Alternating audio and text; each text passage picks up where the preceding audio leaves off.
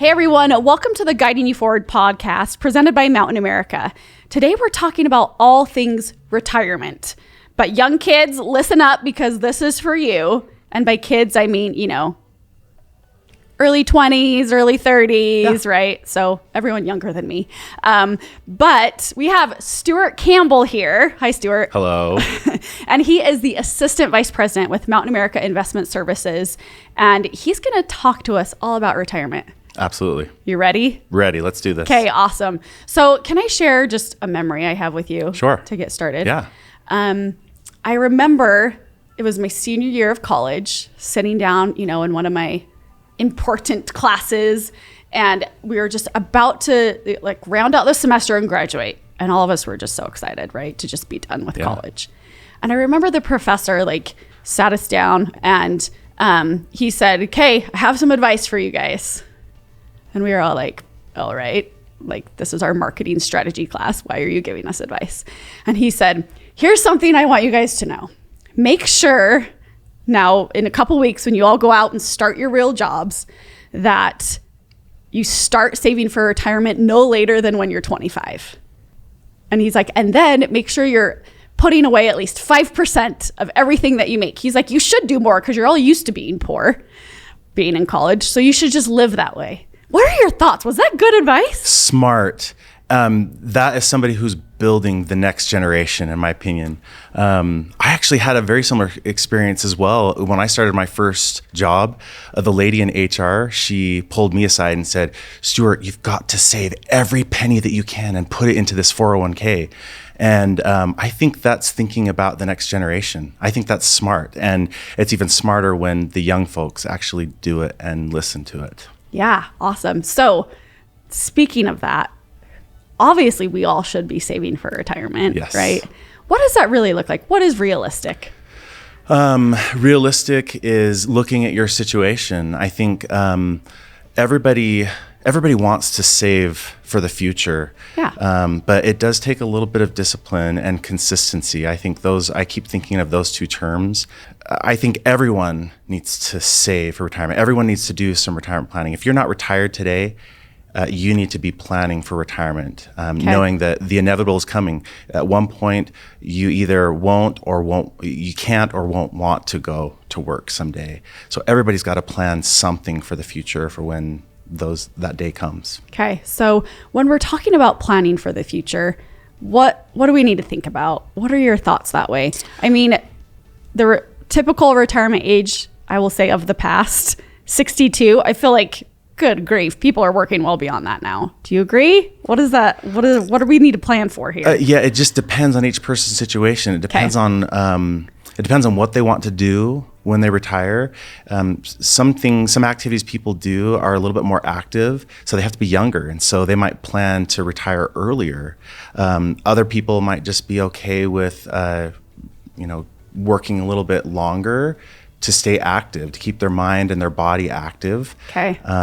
So it just depends on what you want to do and then planning for it after. Okay. And I know when you're young, it might be kind of hard to know what kinds of things you're going to be interested in when you're in your late 60s and early 70s. Yeah. But I think as you get older, you'll hone in on those kind of activities that you like to do, and then you'll know better as time goes on. Okay. So as we kind of define what we want to do in retirement, whether that's being super active, traveling, right? Or just watching TV all day. Yeah. I don't know, whatever people want to do. What do I need to think about aside from those activities? How do I really plan this? Yeah, I think probably one of the most important things to do is just save. Okay. As far as finances are concerned, because you need the money to be able to fund the activities that you want to do. It's one thing to know what you want to do when you're retired, but it's another thing to make sure that you have sufficient funds for it. So I think just making sure that you save the right amount. Obviously, just like we talked about, the sooner you start, you've got time on your side. You've got more time to let those funds grow and get to a larger value so that you have the funds to do what you need to do. So even if those funds aren't invested in anything, even if you just save it and put it aside somewhere, that's better than not doing it at all. certainly, I always think there's two sides: saving, and then what is it invested in? I think those are two different questions. Okay, awesome. So when it comes to retirement planning, I mean, there's all kinds of different accounts. Correct. Right? What do those look like? What is a 401k? Yeah, I'll go through some of the most obvious ones. Okay. First, 401k. Those are offered through employers. So usually, typically larger employers offer their employees a 401k, and those are great investment vehicles. They have pretty large contribution limits that you can deposit funds into. What do you mean by contribution limit? The amount. Sorry, they max. There's a maximum amount that you can contribute to a 401k, and it changes roughly every year. Okay. But there's a maximum amount, and that's probably the largest and most obvious one that a lot of people will do. Okay. There are other ones like IRAs. There's traditional IRAs and Roth IRAs. A traditional IRA, the funds that you put in are funds that have not been taxed yet. So it actually reduces your taxable income when they're monies that haven't been taxed yet. Okay. So that gets more of your hard-earned dollars going to work for you. And then when they grow over time. And then when you get to retirement, when you pull them out, then you have to pay taxes on them. Okay.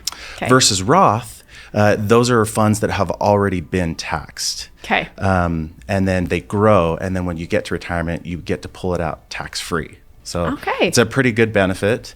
So I would say traditional IRA and Roth IRAs, they're probably, some more common ones. A lesser known one that I wanted to highlight would be health savings accounts. HSAs? HSAs, right, yes. Okay. They're known as HSAs. Yeah. HSAs, you get a triple tax benefit.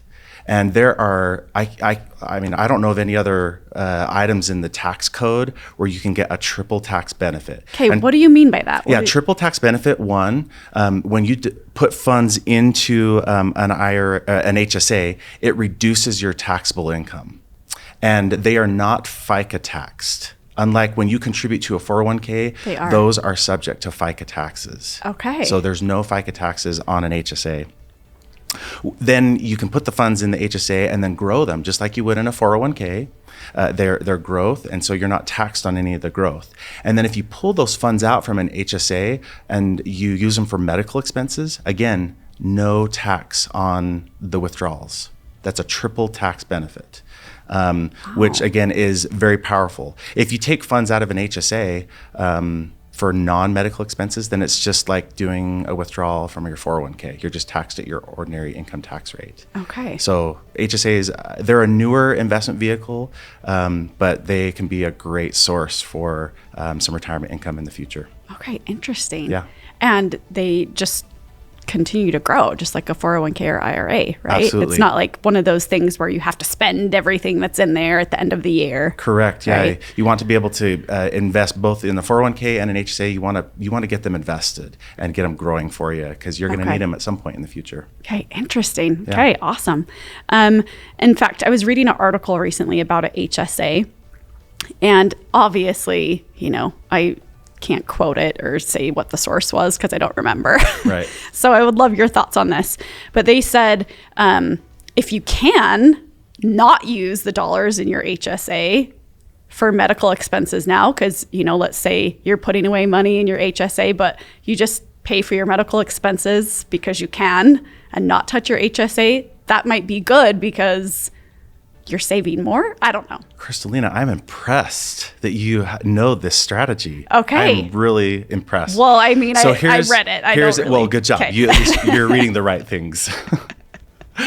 This is how I have heard it and viewed it. Okay. With HSAs, in the tax law, there is no guidance from the IRS when you have to take the reimbursement from your HSA. So if you go out and have a medical expense and you pay your $100 to your doctor, and you haven't paid it from your HSA yet, keep track of it. Keep receipts. Keep those invoices from those doctors and show that you paid it out of your personal checking account or whatever. And then you can let it grow. And then at some point in the future, 10, 20, 40 years down the line, you can take out that $100 and finally reimburse yourself. There is no guidance in the tax code as of yet on when you have to take the reimbursement from your HSA. So that is another strategy that a lot of folks are using these days. Oh, good grief. I didn't realize I had to keep everything though. Yeah, that comes with one caveat is you have to keep really good records. And a lot of Okay. the HSA providers will have some sort of document or storage vault where you can upload receipts and stuff like Yeah, that yeah. that make it easy to keep Okay. track. Okay, cool. Interesting. Okay, so another strategy that we could use now.